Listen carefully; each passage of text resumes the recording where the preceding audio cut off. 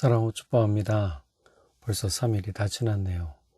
오늘 설교도 저녁 늦게 올리게 돼서 참 송구합니다.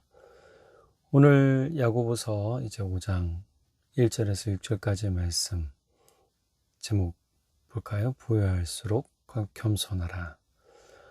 야고보서를 하면서 계속 마음에 떠오르는 속담 하나가 있었습니다. 뭐냐면 벼는 익을수록 머리를 숙인다. 벼 알곡이 익어가는 과정을 이렇게 보면요, 처음에 빳빳하게 올라옵니다. 그러다가 일정 시간 이제 알곡이 벼 이삭이 되는 순간 이렇게 숙여지게 되죠. 추수할 때쯤 되면 벼 잎은 빳빳이 서 있지만 알곡들은 전부 이렇게 휘어져 있는 걸 볼 수 있어요. 우리가 야고보서 지금 1장부터 4장까지 쭉 한번 봤잖아요. 그러면 그 핵심 요약을 통해서 우리가 참 겸손이란 게 뭘까? 영적 겸손, 삶에서 겸손, 신앙의 겸손, 많은 겸손이 필요하거든요. 야고보서 1장부터 4장에서 핵심이 되게 말한 것들이 있어요. 1장에서는 욕심입니다. 야고보서 1장 14절에서 15절의 개역개정입니다. 각 사람이 시험을 받는 것은 자기 욕심에 끌려 미혹됨이 욕심이 잉태한 즉 죄를 낳고 죄가 장성한 즉 사망을 낳느니라. 각자 자기 마음에 욕심에 끌려 미혹이 되었다는 거, 거기에 눈이 넘어갔다, 속아 넘어갔다, 이렇게 되는 거죠. 그래서 이 욕심 때문에 사람의 삶이 멸망의 길로 갈 수 있고 사망의 길로 가게 되는 것이죠. 2장에서는 차별하지 말 것과 또 한 가지 행하는 믿음이 꼭 필요하다, 말만 하지 마라, 이런 얘기입니다. 야고보서 2장 1절 세번역본입니다. 여러분은 영광의 우리 주 예수 그리스도를 믿고 있으니 사람을 차별하여 대하지 마십시오. 그러니까 사람을 차별하는 것은 뭐 여러 가지 앞서 얘기했지만 인종, 문화, 언어, 피부색 많단 말이에요. 심지어 눈동자 색을 가지고도 차별하는 경우가 있고요. 말을 어떻게 하느냐에 따라서, 심지어 지방색에 따라서도 차별을 하는 사람들이 있더라고요. 여러분, 이것이 얼마나 참 어리석은 일인지 모르겠습니다. 차별하지 않는 것이 너무너무 중요하겠죠. 야고보서 2장 26절에는 뭐라고 그럽니까? 영혼이 없는 몸이 죽은 것과 같이 행함이 없는 믿음은 죽은 것입니다. 우리가 믿음을 가지고 있다는 것은 우리의 영혼이 주님 안에서 주와 함께 있다라는 거죠. 그런데 이것이 그냥 내재적 믿음으로 있는 것이 아니라 외부, 즉 우리의 삶에서도 표출이 돼야 된다라고 야고보 사도는 이야기하는 거예요. 그것 중에 가장 큰 게 뭐냐? 바로 사랑입니다. 사랑을 잘 실천하는 것은 너무너무 중요한 계명 중에 하나라고 계속 강조하잖아요. 우리가 사랑을 실천하는 그리스도인이 된다라고 했을 때 어느 누구든지 소홀히 대할 수는 없죠. 비록 그 사람이 잠깐 만나고 떠난다 할지라도 우리는 그 사람을 향해 최선의 사랑을 해야 되더라라는 겁니다. 3장에서는 혀의 올바른 사용과 하늘로부터 내려오는 지혜를 받아 살아야 된다라는 것이었습니다. 야고보서 3장 10절에서 11절 세번역본입니다. 또 같은 입에서 찬양도 나오고 저주도 나옵니다. 나의 형제자매 여러분, 이렇게 해서는 안 됩니다. 샘이 한 구멍에서 단물과 쓴물을 낼 수 있겠습니까? 우리 입의 말이 너무너무 중요합니다. 우리가 말을 진짜 믿는 자로서의 언어 생활을 잘 해야 됩니다. 믿는 자로서의 언어 생활이라는 것은 우리 삶에서 주는 참 유익과 기쁨이 더욱 커지는 은혜를 경험하게 되고요. 또 한 가지, 이것이 축복의 언어로 나가게 돼요. 반면에 믿지 않는 언어는 무엇입니까? 대부분 부정적인 말로 나오게 되고요. 또 한 가지, 저주의 말로 또는 분노의 말로 나오게 되죠. 그러니까 우리가 분노의 말을 하는 것이 하나님의 뜻을 이루지 못한다는 사실을 우리가 깨달게 됐잖아요. 그러니까 우리가 분노의 말을 하지 말아야 돼요. 또 한 가지, 야고보서 3장 17절에서 세번역본에 보면 위에서 오는 지혜는 우선 순결하고 다음으로는 평화스럽고 친절하고 온순하고 자비와 선한 열매가 풍성하고 편견과 위선이 없습니다. 즉 하나님께서 우리에게 하늘로부터 주신 지혜, 성령을 통해 주신 지혜는 모든 차별을 다 깨뜨려 버려요. 그리고 도리어 온유하고 자비하며 양선하고 또 서로를 위해 평화를 하고 화목하기를 즐거워하죠. 이것이 가장 중요한 겁니다. 그러니까 우리가 하늘로부터 내려오는 지혜를 자꾸만 사모해야 된다 그랬습니다. 4장에서는 하나님을 가까이 하며 은혜와 겸손을 추구하는 삶과 성도 간에 화목할 것에 대해서 이야기를 하고 있죠. 야고보서 4장 8절, 10절 세 번역본입니다. 하나님께로 가까이 가십시오. 그리하면 하나님께서 가까이 오실 것입니다. 주님 앞에서 자신을 낮추십시오. 그리하면 주님께서 여러분을 높여 주실 것입니다. 그러니까 하나님을 가까이 하는 삶, 하나님 앞에 겸손한 삶이 하나님이 가까워지는 삶이고 또 하나님께서 높여주시는 삶이 된다라고 야고보 사도는 아주 분명하게 이야기를 하고 있죠. 야고보서 4장 11절에 세 번역본에 형제자매 여러분 서로 헐뜯지 마십시오. 헐뜯는다는 것은 서로를 비난하고 힐난하고 판단하는 것을 이야기해요. 그래서 깎아내리고 내가 높아지려고 하는 것이었잖아요. 이것은 절대 화목하지 못합니다. 헐뜯지 말라는 그 역발상의 이야기는 뭐냐? 화목하라는 거예요. 그러니까 우리가 화목하기를 힘써야 돼요. 성도 간에, 가정 안에서 또 누구를 만나든지 화목하기를 힘쓰셔야 됩니다. 다른 사람이 내 마음을 휘젓고 어떤다 할지라도 화목하기를 힘써야 됩니다. 이것이 너무너무너무 중요합니다. 화목한 곳에 주님의 나라가 임하게 되어져 있습니다. 주님의 평안이 임하게 되어져 있죠. 자, 그리고 나서 오늘 본문에 사람의 욕심과 차별 그리고 이중적 태도와 삶의 하나님 앞에서 교만이라는 것을 깨닫게 됐잖아요. 야고보 사도가 4장에서 하나님의 은혜와 겸손을 추구하도록 하는 권면은요, 지금 우리가 행해야 할 행동이고 믿음이에요. 그런데 5장에서는 이렇게 행동하지 못하는 또 다른 부류에 대해서 언급하고 있습니다. 그들은 바로 부자입니다. 사실 부자에 대한 이야기는 성경에 많이 나오는데요. 제가 대표적으로 구약에 하나, 신약에 하나 좀 이렇게 찾아봤어요. 구약에서는 사무엘 상 25장에 나오는 나발이라는 인물이에요. 나발은 아비가일의 원래 남편이었습니다. 나중에 나발이 죽고 아비가일이 다윗의 아내가 되죠.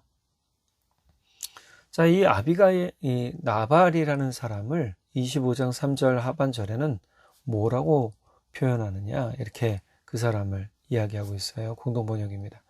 그 남편은 갈렙 가문 출신으로서 인색하고 거친 사람이었다.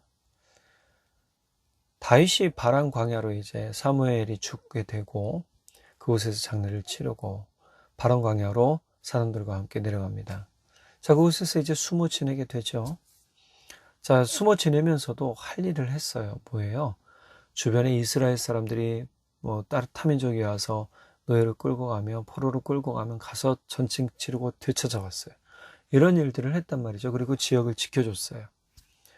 그러니까 나발이라는 사람은 부자였기 때문에 매우 큰 부자라고 성경이 이야기해요. 구체적으로 얼마나 부자냐? 양이 3,000마리고 염소가 1,000마리였다. 엄청난 부자인 거죠. 한두 마리만 있어도 그렇게 있는데 3,000마리, 1,000마리 엄청난 부자인 거예요. 자, 이런 나발이 이제 털을 깎는 양들이 이제 털을 깎는 철이 되었거든요. 그래서 털을 깎을 때는 큰 축제가 있었다라고 그래요. 이것도 이스라엘의 고유한 전통 중에 하나입니다. 그러니까 양털을 깎으면서 축제를 하는데 먹을 것을 많이 내고 또 음료나 풍족한 것들을 많이 내죠. 이것들은 특별히 일하는 사람들에게 주기 위함이고 주변 사람들에게 베풀기 위함이었기도 합니다. 자, 이런 양털을 깎는 축제 기간에 다윗이 소식을 들었어요. 아, 나발의 집에서 양의 털을 깎는 축제가 있다. 그 음식이 많겠구나. 그래서 젊은이들을 이제 몇 명을 보냅니다. 보내면서 그동안 이렇게 우리가 해온 것들이 있으니 좀 잘 보고 음식을 좀 베풀어 달라라고 얘기를 하죠. 그런데 나발이 이 요청을 단번에 거절해 버려요. 사무엘상 25장 10절에서 11절 공동 번역입니다. 나발은 이렇게 대꾸하는 것이었다. 도대체 다윗이 누구냐? 이새의 아들이란 자가 누구냐? 요즘은 주인에게서 뛰쳐나온 종놈들이 저마다 우두머리가 되는 세상이거든. 내가 어찌 탈깎내라고 수고하는 내 일꾼들에게 주려고 마련한 떡과 술과 고기를 어디서 굴러왔는지도 모르는 놈들에게 주랴. 예, 여러분 이 말 들으면 화 안 나겠어요? 다윗이 화났습니다. 소년들의 말을 전해 듣고 다윗이 엄청 화를 냈어요. 그리고 200명만 남겨두고 나머지 400명에게 칼을 차라고 그래요. 그리고 다윗도 칼을 차고 내려갑니다. 나발을 치러 가죠. 자, 이 소식을 아비가일의 총이 들었어요. 나발의 총이 들었어요. 근데 주인한테 전하지 않고 아비가일한테 전합니다. 아비가일이 낙이 몇 마리다 음식을 많이 준비해서 이제 다윗을 만나러 가죠. 그리고 이렇게 좀 봐달라 용서해달라라고 요청을 합니다. 이 아비가일의 참 지혜로움 때문에 나발이 그 당시에 죽지 않아요. 다윗도 마음을 풀고 음식을 받고 돌아가죠. 그런데 그 결말이 어떻게 됐느냐? 사무엘상 25장 36절 38절 공동 번역에 아비가일이 집으로 돌아와 보니 나발은 왕이나 차릴 만한 잔치를 베풀고 흥이 겨워 취할 대로 취해 있었다. 아내는 날이 살 때까지 그 일을 입 밖에 내지 않았다. 그러다가 아침이 되어 술이 깬 뒤 나발은 아내의 이야기를 듣고 그만 실신하여 돌처럼 굳어져 버렸다. 열흘쯤 지나서 나발은 야훼께 벌을 받아 죽고 말았다. 하나님이 심판하셨어요. 다윗이 치지 않아도 하나님께서 치셨어요. 아주 악독하군. 부자였던 나발을 쳤죠. 또 한 가지 이야기 있습니다. 바로 예수님께서 만난 청년의 이야기죠. 우리 마태복음 19장 16절 이하에 보면 한 사람이 등장합니다. 이 사람에 대해서는 누가복음에서는 관리라고 이야기를 하고 있고요. 동일하게 부자라고 알려주고 있어요. 자, 그 사람의 질문은 예수님 앞에서 질문은 이거였습니다. 어떻게 하면 영원한 생명을 얻을 수 있습니까? 무슨 선한 일을 해야 됩니까? 라고 질문을 했죠. 예수님이 율법에 있는 것들을 쫙 알려주셨어요. 그래서 자기가 그것들은 다 하고 있습니다 라고 했어요. 무엇을 더 해야 될까요? 라고 물어보니까 예수님 마지막에 이 말을 하십니다. 마태복음 19장 21절 22절 세번역본입니다. 예수께서 그에게 말씀하셨다. 내가 완전한 사람이 되려고 하면 가서 내 소유를 팔아서 가난한 사람에게 주어라. 그리하면 내가 하늘에서 보화를 차지하게 될 것이다. 그리고 와서 나를 따라라. 그러나 그 젊은이는 이 말씀을 듣고 근심을 하면서 떠나갔다. 그에게는 재산이 많았기 때문이다. 우리 그런 말 하죠. 잃을 것이 많은 사람, 또 잃을 것이 없는 사람. 차이점은 뭘까요? 잃을 것이 많은 사람은 조심조심합니다. 굉장히 고민하죠. 반면에 잃을 것이 없는 사람은 어떻습니까? 그냥 합니다. 앞에 두 이야기, 오늘 본문과 매우 밀접한 관련이 있죠. 사무엘상 25장에 나온 나발이라는 인물의 평이 인색하고 매우 거친 인물이었다 그랬습니다. 예수님을 만난 사람은 관리였고 젊은이였습니다. 부자였지만 영생에 관심을 두고 있었어요. 차이점은 뭘까요? 나발은 나만을 위해 살았고, 자, 젊은이는 영생에 관심을 두고 있었어요.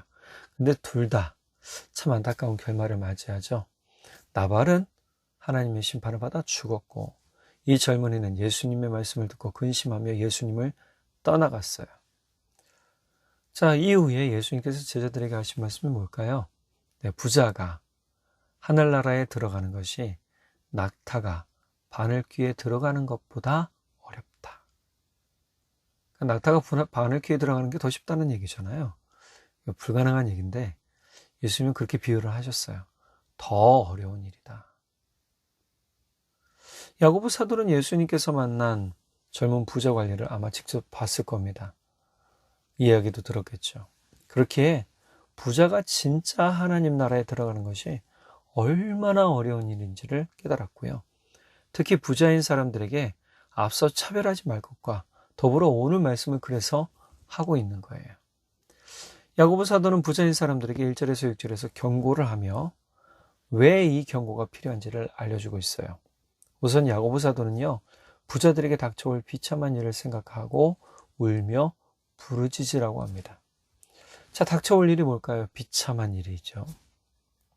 자, 이들에게 닥칠 비참한 일은 바로 고생입니다. 이 고생의 일은 자신들이 가졌다고 하는, 소유했다고 하는 권력을 쥐고 흔들고 있다고 하는 것들이 다 사라질 날이 오기 때문이에요. 2절에서 3절 세 번역본을 볼까요?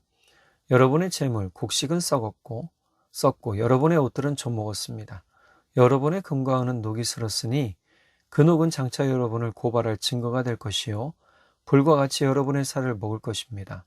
여러분은 세상 마지막 날에도 재물을 쌓았습니다.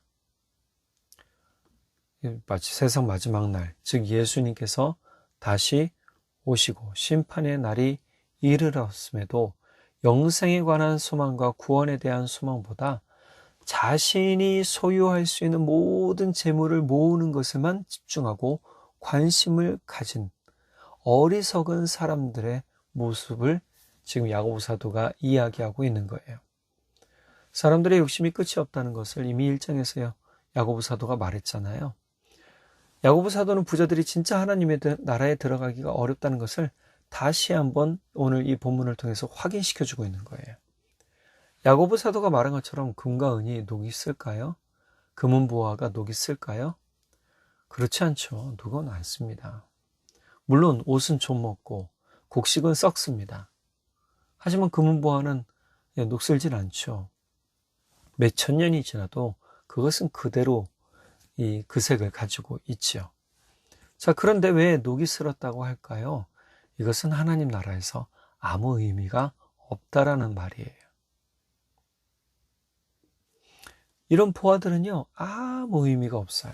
세상 마지막 날이 오면 그걸 들고 하나님 나라 들어갈 수가 없어요. 우리 속히 그런 얘기 하는데 금은 보화 가지고 무덤 속에 들어가지만 그거 가지고 우리가 뭐 다른 거 할 수 있느냐? 할 수 없죠.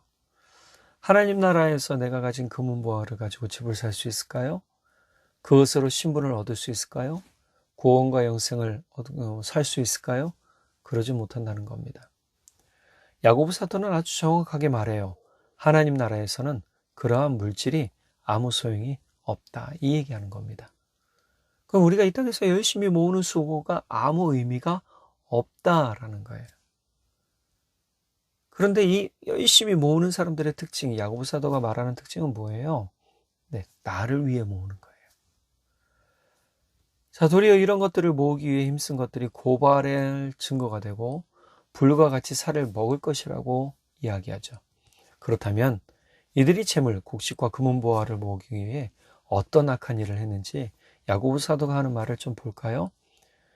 야고보 사도는 부자들이 행했던 잘못, 악이 무엇인지 첫 번째로 4절입니다. 여러분의 밭에서 곡식을 벤 일꾼들에게 주지 않고 가로챈 품삯이 소리를 지르고 있습니다. 즉 노동 착취를 한 거예요. 제대로 임금을 주지 않았다라는 거죠.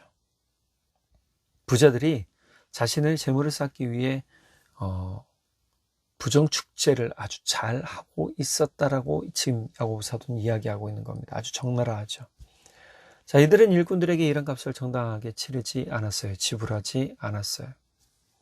정확한 번역으로는요, 너희들로부터 강탈당한이에요. 즉, 일한 일꾼들에게 강탈한 이 표현이 되겠죠. 일꾼들의 임금을 강탈한 부자가 되는 거예요. 이렇게 강탈해서 뭐합니까? 자기들 배불리고 떵떵거리고 살고 아주 그냥 유흥을 즐기고 살죠. 예전에 한 10년 전에 열정페이라는 말이 많이 있었어요. 지금은 조금 사라졌다고는 하지만 아직까지도 이런 일들은 있습니다. 또 악덕기업주라는 말도 있었고, 뭐 한때 사상 힘 나빠요라는 외국인 노동자의 개그 섞인 말도 있었죠. 자, 이걸 개그로 했단 말이에요. 근데 최근에 제가 뉴스 보면서 좀 안타까웠어요. 항우연에서 이제 로켓 발사한 연구자들에게 밀린 임금이 1억이었답니다. 근데 그 1억을 주면 되는데 1억 주기 싫어서 어떻게 했느냐, 로펌을 선임했는데 그 로펌의 선임비가 1억 6천만 원이래요. 차라리 그러면 1억 원을 주죠. 왜 이런 짓을 합니까? 이게 바로 노동을 착취하는 겁니다. 이것은 나중에 심판받는 일이에요. 레위기 19장 13절 세번역본에 보면 너는 이웃을 억누르거나 이웃의 것을 빼앗아서는 안 된다. 내가 품꾼을 쓰면 그가 받을 품값을 다음날 아침까지 밤새 내가 가지고 있어서는 안 된다.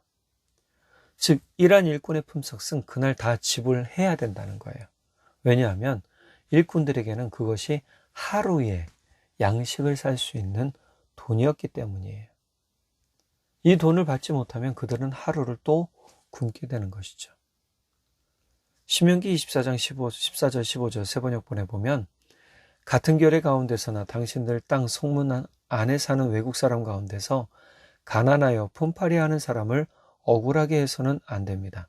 그날 품삯은 그날 주되 해가 지기 전에 주어야 합니다. 그는 가난한 사람이기 때문에 그날 품삯을 그날 받아야 살아갈 수 있습니다. 그가 그날 품삯을 못 받아 당신들을 원망하면서 주님께 호소하면 당신들에게 죄가 돌아갈 것입니다. 자, 두 번째로 이 땅 위에서 사치와 쾌락을 누렸으며 살육의 날에 마음을 살찌게 하였다. 5절입니다. 사치와 쾌락을 누렸다는 말은 사치스럽게 살았고 속되고 안일하고 방종한 삶에 빠졌고 방탕한 생활을 했다라는 말입니다. 착취한 재물을 가지고 자신의 유흥과 방탕한 삶을 사는데 그 재물을 썼다라는 거예요. 여러분, 아무리 쌓아놔도 쥐가 끓고 또 습도가 맞지 않으면 다 썩어버리잖아요. 아무 의미가 없는 거죠. 그런 것들을 팔아서 뭐합니까? 나를 위해 쓰는 거예요. 내 멋진 옷, 귀한 금 귀걸이, 목걸이, 반지 이런 거 사는 거죠. 이게 삐까뻔쩍한 삶이지만 삐까뻔쩍한 건가요? 그렇지 않죠. 또한 이들은 나누는 데 매우 인색했어요. 부자와 나사로 이야기 아시죠? 부자가 참 나눌 음식이 많았어요. 그리고 그날따라 잔치를 잘 베풀었습니다. 근데 나사로가 문 밖에서 그 잔치집에 갔을 때 좀 구걸을 했더니 문 밖으로 쫓겨났어요. 문전박대 당했다라고 말하죠. 문전박대를 당합니다. 자, 그런데 공교롭게도 그날 저녁에 둘 다 똑같이 죽어요. 부자도 죽고 거지 나사로도 죽습니다. 그런데 거지 나사로는 아브라함의 품에 안겨 있어서 하나님 나라에 있고요. 부자는 어떻게 해요? 음부라고 이제 개역 한글에 나왔는데요. 영원한 어둠이라고 하는 게 맞겠죠. 영원한 어둠에 갇혀 지내게 돼요. 단순히 부자라서 영원한 어둠에 갇힌 게 아니에요. 모든 부자들이 이렇다는 게 아닙니다. 오해하지 마시기 바랍니다. 악한 부자가 그렇다는 거예요. 악한 부자. 부자로서 행해야 할 일을 하지 않으므로 영원한 어둠에 갇힌 거예요. 그가 나눌 수 있음에도 나누지 않았고 그가 옳은 일을 할 수 있음에도 옳은 일을 하지 않은 것에 대해서 하나님이 심판하신 거라는 거죠. 또 한 가지 살육의 날에 마음을 살찌게 하였다 그래요. 살육의 날, 이거 무슨 말이죠? 이게 제가 좀 찾아보니까 살육이란 말은 다른 번역본에 보니까 심판의 날 이렇게 나와요. 심판의 날, 예수님께서 다시 오셔서 심판하실 때 이들은 여전히 영적인 것에 관심이 없었어요. 하나님 나라에 대한 소망도 없었고 또 부활에 대한 소망도 없었고 구원에 대한 소망 없이 여전히 뭐예요? 자기들의 마음, 자기들의 삶만 살찌우는 데 관심이 있다라는 거예요. 이 이야기는 뭐냐면 이 사람들이 이 세상의 재물과 쾌락에 빠져 죄를 지으면서도 죄에 대해서 무감각해져 있다라는 것을 이야기해 주는 것이죠. 저 얼마나 참 나쁜 상태입니까?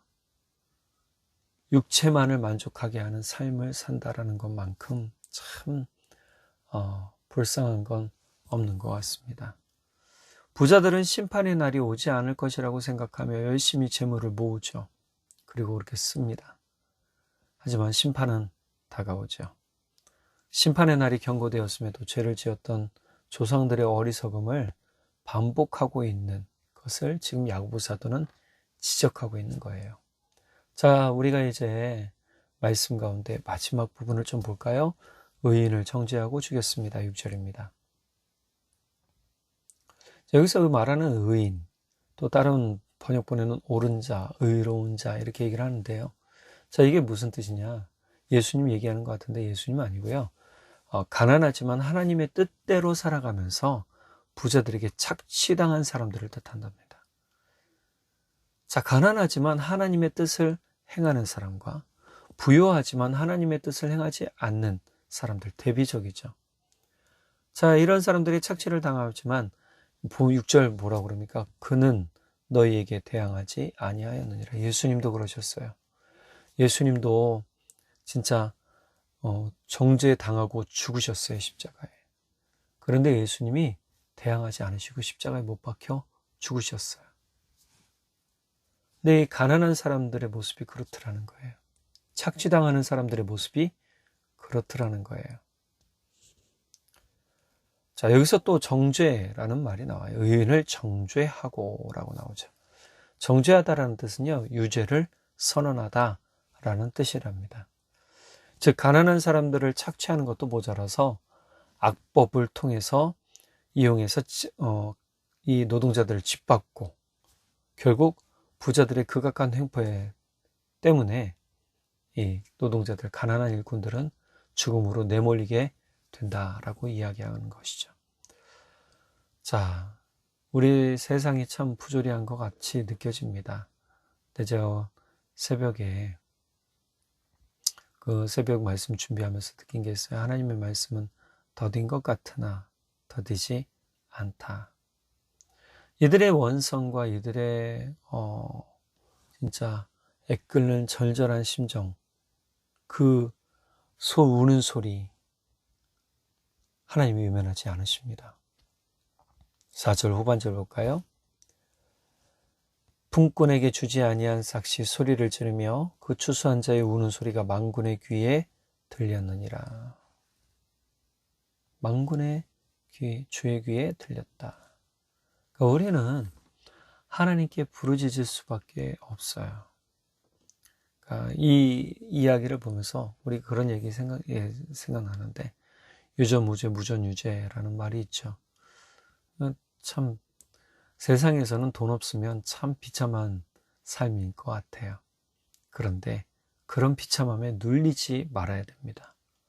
우리가 예수를 믿고 산다는 것은 비록 내가 가진 것이 없지만 내가 예수 때문에 행복하고 내가 예수 때문에 즐겁고 내가 예수 때문에 기쁨을 얻고 내가 예수 때문에 구원의 새 생명을 얻었다라는 사실은 변하지 않아요. 그것을 영원히 누릴 수 있어야 되겠죠.